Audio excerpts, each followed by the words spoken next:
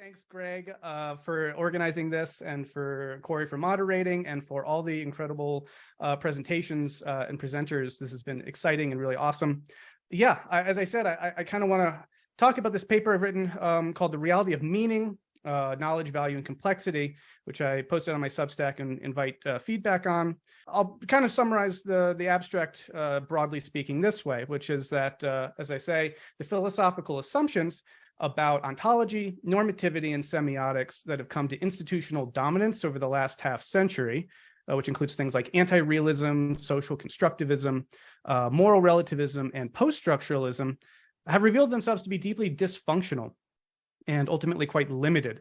And as this postmodern paradigm declines, a novel set of ideas are being advocated by various metamodern philosophers, scientists, and meta-theorists that I believe can constructively reframe our thinking about such matters. So here I'm going to try to synthesize some of these perspectives in an attempt to show how notions of meaning are being re-anchored to reality within this emerging paradigm. Specifically through a consideration of how and why our universe is complexifying via information processing in agent-arena relationships. I'll present an argument for why we can indeed have real knowledge about the world, justifiably normative values, and genuinely communicative language. A convergence of multiple metamodern theoretical frameworks bring coherence, I think, and support to such claims. And I'll be kind of synthesizing the works of folks like Bobby Azarian in his integrated evolutionary synthesis, John Vervaeke's recursive relevance realization, Greg Enriquez's unified theory of knowledge, and Jason Ananda Josephson's Storm's metamodern or hylo-semiotics, as well as with reference to the work of Lena Rachel Anderson and Hansi Freinach. So it's a collection of metamodern thinkers that I think, again, are converging towards a particular vision of meaning. So let's dive into it. A rather pernicious error, I think, has taken hold of the minds of countless people the world over, and it has really, massive downstream consequences for how we're living in an Anthropocene era. That idea specifically is that meaning is simply made up. We're deluded, we've been told, if we think that our beliefs about reality actually mean anything relative to what actually is, or ontological meaning, or that the values we hold to orient us are anything more than totally arbitrary, self-serving social biases or normative meaning, or even that the words and concepts we use to express ourselves can actually communicate our truth and experience, instead of just getting lost in a string of endless, semantic deferrals, which is sort of the concept of a lot of postmodern semiotics. So these notions about meaning are kind of axiomatic for a cluster of ideas that have come to be associated with the paradigm postmodernism. And again, what I'm trying to get at here is that a new paradigm has sort of emerged which reconsiders and reconceptualizes these ideas. And to reemphasize the idea that this isn't just a sort of ivory tower concern, but has huge downstream consequences. I'm sure a lot of people here will be familiar with the notion of the meaning crisis, which Vervaeke and Maestro Pietro diagnosed very well in their work on diagnosing the current age symptomology of the meaning crisis, which I think is the way that these ideas bleed into popular culture and sense making. So yeah. So here I'd like to kind of attempt a couple of things. I'd like to try to claim or demonstrate or argue for the idea that meaning is not best understood through that more postmodern, deconstructive, post-structuralist approach, but rather a metamodern view which says that meaning arises out of agent-arena relationships that link entities to the world. The second idea will be that the information feedback between organism and environment is the basis of value. Thirdly, that value is the basis of consciousness itself, and a bold claim. 4, that consciousness gives birth to language that arises out of the world and therefore has genuine reference within it. So here we'll be focusing on the role of language in its relationship to meaning. And finally, that such linguistic knowledge is actually continuing to complexify, which is a crucial component of cultural development. So this sort of 5 points here is what I'd like to be able to cover in the remaining time that I have, but we will see. So on the first point, there's a fundamental property of the universe that literally informs or gives form to the behavior of all known phenomena, and this is the famous second law of thermodynamics. According to this law, nature tends toward equilibrium and the homogenization of differences in the cosmos. Now, if this is the only thing that ever, characterized the universe, there'd never be any form or structure or order, because this would basically lose all of that into equilibrium. Fortunately, though, that's not the case. And in fact, structures can arise, but, and here's the key part, only if they're able to leverage available free energy in their environment to push back against the draw of entropy and so maintain their order. Now, in the 20th century, the core ideas about like information theory were laid, and Claude Shannon was a seminal figure in this regard, articulating information in terms of message transfer and the fidelity of message transfer. And so in Shannon's notion of information, it's basically about accuracy. It's like, how do we know that information is accurately transmitted across a channel? And this has been the basis for all of our understanding of information theory, as it's, of course, come to influence our communications industry and the gadgets that we use and all that sort of thing. So it's incredibly successful theory, but it misses something very crucial, which is that Shannon's information is talking about accuracy, but not meaning. It's not talking about what things mean, whether they're true, whether they're useful or helpful. When we usually refer about information, oh, that's informative, or we're talking about a kind of knowledge component that we've learned something and it's beneficial for us. And all these notions of meaning are missing from this basic idea of information. Meaning, by comparison, is we can imagine it as being when information of Shannon's sense contributes to the capacity of something to continue in the face of entropy.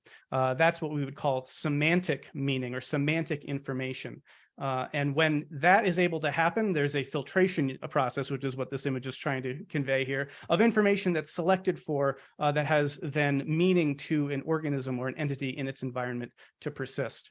There's a theoretically infinite amount of information in the Shannon sense, let's say.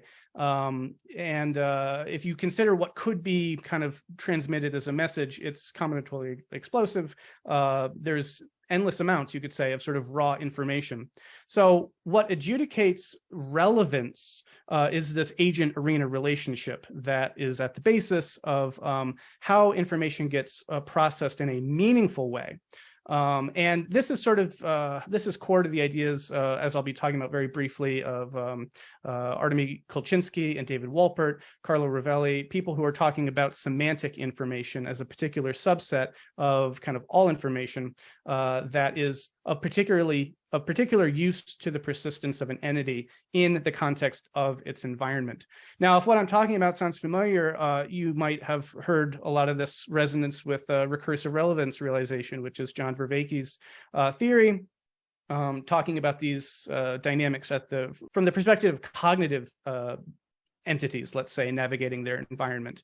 The question is, how do we know what's relevant? How do we know what matters? And these are adjudicated by what's called this transjective relationship of the agent in context with its arena. Not all information about your environment or your context is going to be meaningful in the sense that it will help assist your continuance in your environment, that you can leverage that information, let's say, to allow yourself to persist in the face of entropy. And so specifically the information you could say that does allow for this is semantic information. It's meaningful in that sense that these complexity scientists have been talking about semantic information. So if information in general can be framed according to sort of Shannon information theory, we can see that it's combinatorially explosive. So the kind of messages that can be considered meaningful are going to be the ones that allow an organism or an entity to continue to exist, or as things complexify, as we'll see in a moment, to gain the kind of optimal viability or optimal grip in their environment. So essentially what I'm trying to do here is to try to ground a sense of what meaning is, at least in some fundamental sense, with regards to meaningful information, semantic information. And so that, I hope, kind of speaks to the first point, which is that meaning arises out of an agent-arena relationship that links an organism to the world. This is I want to propose a kind of basic sense of what meaning consists of, because again, in the framing of this paper, in the older kind of dominant postmodern context for thinking about meaning, it might be arbitrary, it might be a social construct, it might be kind of lost in an infinite deferral. But here we're getting a different sense of meaning as grounding agents in their arena through the interpretation of relevant, significant, meaningful information. And again, I want to stress that this is where meaning begins. I don't think we should reduce all meaning to this, but I think it does provide us a good place to consider from which more complex meanings emerge. And so here I want to employ the framework that Greg Enriquez offers in the Unified Theory of Knowledge, and particularly his tree of knowledge and his periodic table of behavior. This is a big history map of the complexification that we have seen characterizing the history of the universe. And Enriquez divides this into kind of 4 principal tiers: matter, life, mind, and culture, which are constituted by increasing complexity, but also note they are distinguished by novel information processing systems.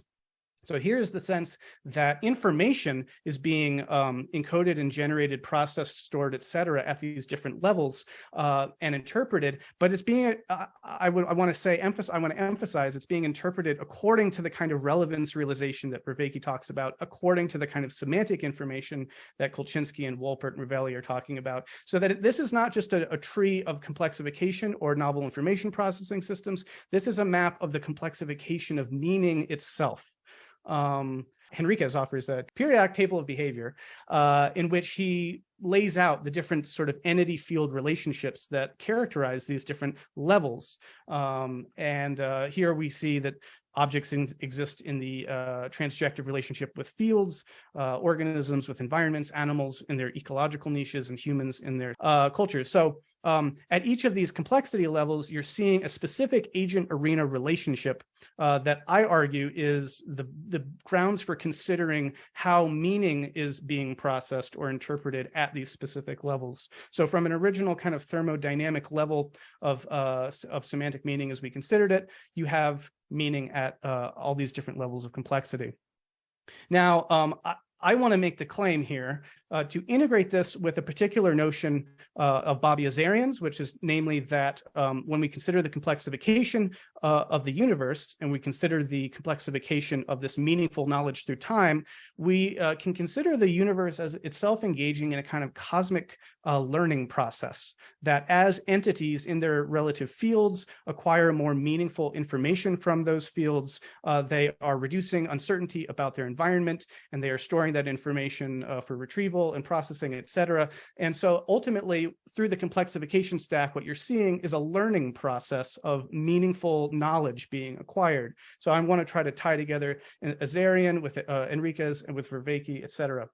Now, if this is true, I want to posit that there are different levels of learning undergoing, that these different stages are undergoing. And I call these structural learning, genetic learning, cognitive learning, and symbolic learning that map to the specific levels. So briefly, I want to talk about meaning as the complexification of meaning through a cosmic learning process, sketching only very briefly just to mention the idea of what would structural learning then look like? What does meaning look like at the level of just matter? I won't get into it, but there's some crucial work that's been done, beginning kind of with non-equilibrium thermodynamics from Leah Prigogine, developed who came up with this idea of dissipative structures, which are basically structures that do this specific idea of extracting or capturing energy from their environment, allowing themselves to persist in the face of entropy. So in some ways, kind of the core essence of what learning is, if we're defining learning as the acquisition of meaningful information. And Jeremy England has extended this idea with dissipative adaptation. We start to see the origins or the potential outline of what abiogenesis could have looked like. Also, Kolchinsky and Wolpert, who have also mentioned, their notion of semantic meaning is actually applicable across all scales of complexity and can even refer to these sorts of purely material structures. But this becomes more obvious at the level of genetic learning, where you get meaningful information that is integrated and stored through the DNA of living organisms. And not only that, but has a selective pruning mechanism through natural selection.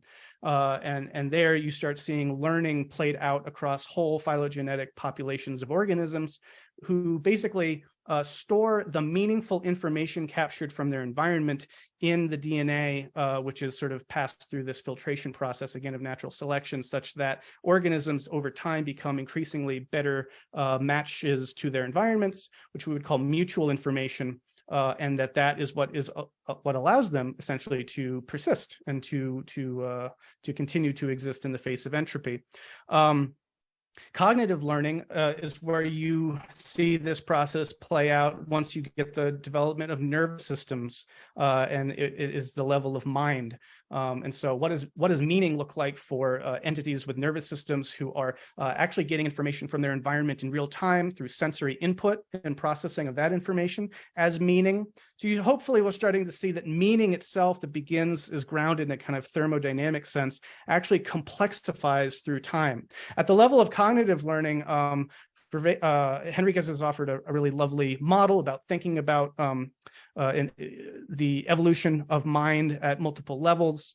And with the amount of time, I won't be able to get into this much, other than to just zoom in briefly on this notion of mind two, which he names, which refers to specifically subjective consciousness that minded animals achieve through the complexification process. And I want to emphasize at this point now that we see that meaningful information is inherently valuable. It's inherently of value to an organism, let's say, in a particular environmental context, so that you cannot, and actually this was a beautiful thing because Vervaeke mentioned this in his keynote and it ties in very well here, so there's a lot of convergence between that leveling up presentation and what I'm talking about here.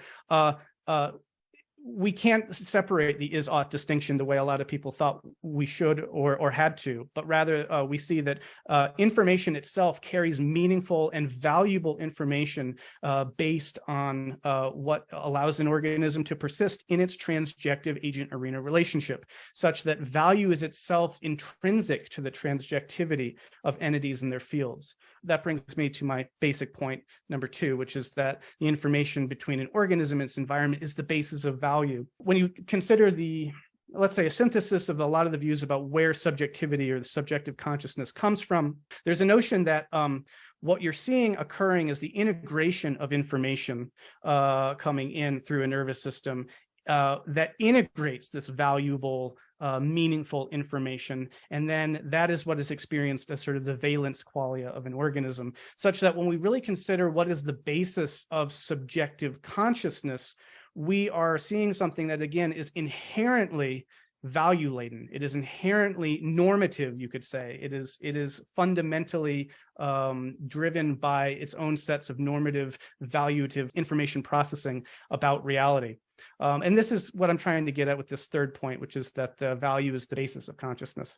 So, okay, what does this get us so far? What I'm trying to get at is that these different kinds of meaning that I'm talking about, ontological, normative, so far, we've hopefully been able to track as being deeply embedded as a kind of emerging out of the complexification of this learning process that links agents to arenas, entities to fields, et cetera.